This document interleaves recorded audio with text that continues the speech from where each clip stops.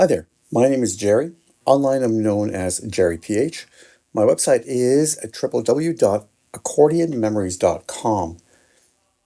Today we're going to take a look at a little something that was a little inspiration from someone else on the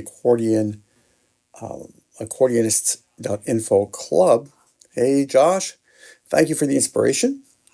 What he did was he got himself a 32-inch monitor, which is battery powered, and he can view his files, his music from that screen. And what I do is I was traditionally always using my iPad. So I thought that was kind of a pretty good idea. Started taking a look at it, and it was approximately 700 US.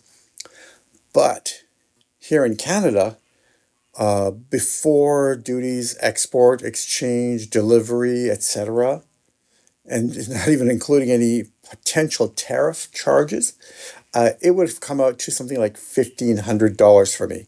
So that was a little bit outside of what I would be willing to pay for something like that. So, using his idea, I took a look at what I could do on my side. The way that I ended up doing it is attaching my iPad to a 24-inch screen that I just happen to have sitting around doing nothing. And it works really well. So basically what am I doing? I have this little adapter that's supported better when I have it in its proper location. I usually have this on the other side. And this is basically just a USB and HDMI adapter, camera adapter if you will, for the iPad.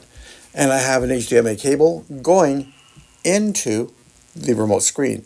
I also have a USB-C connector that goes into the wall wart, the power, if you will. So my iPad is going to constantly be charged.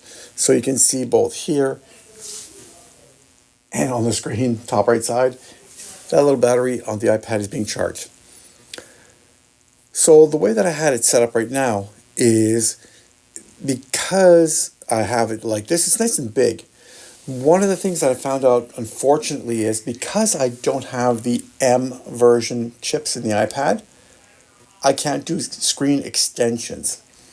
So what that ends up doing is I have these little black bars on the sides of the monitor. Not a big thing, but still, it's way bigger than before.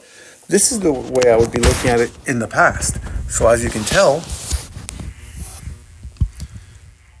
it's slightly bigger in this orientation, and how can I set this up here? It's way bigger in horizontal mode. Where that becomes really evident for me is when I start doing two-page setups. So in two-page setups, it becomes a lot easier to see on the screen here. And as a matter of fact, it would be bigger than it would be in real life. So on the iPad Pro here, I would have one page in portrait orientation. It'll be a little bit bigger than a standard 8.5 by 11 page because it's a 12.5-inch screen. But here, it's a lot bigger on the 24-inch screen. So let's take a look and see. So if I wanted to just take any kind of a quick book here, let's just take that. And you can already tell that the size of the print here and the size of the print there, big difference. And what I've also done is I've set up, I have a little, whoops, here we go. Some information I had here, how to access the control center. I have it set up so that I can use a Bluetooth keyboard on the iPad, and I can sort of scroll back and forth and up and down with this.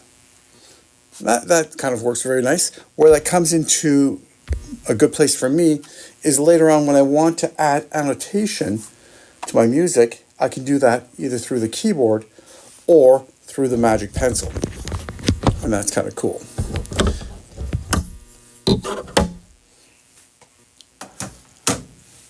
One of the other things that's really nice is I can do this by hand, and that'd be okay. That would work. But it seems to work a lot better when you have a Bluetooth pedal. So to make that work, we just come up here, turn that on, make sure that the pedal is turned on. We wait till it comes up here, turn it on. Once connected, we minimize it, but we don't turn it off. So just flip it on the side. Let's go back here. And by then, I can go page back, page forward, song back, song forward.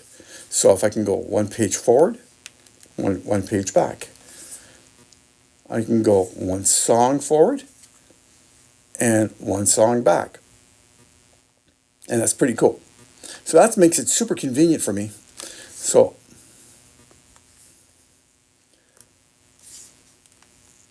and I can do this, of course, with your feet. So as you're playing, you can flick from page to page to page.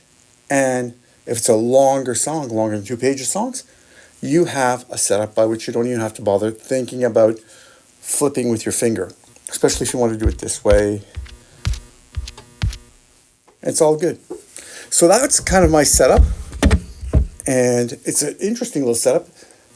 My thanks to Josh. Great idea. It's unfortunate that I can't find a reasonable way to do it here in Canada for the larger size, but this is way better for me than the iPad, even though I was very satisfied with the full page sizes of the iPad. That's what I was using in the past. Works fantastic. I now can use it like this, along with the foot pedal and a keyboard and a magic pencil, if you will. That's my idea. So that's it for now. Thanks for watching. Have a great day. Bye for now.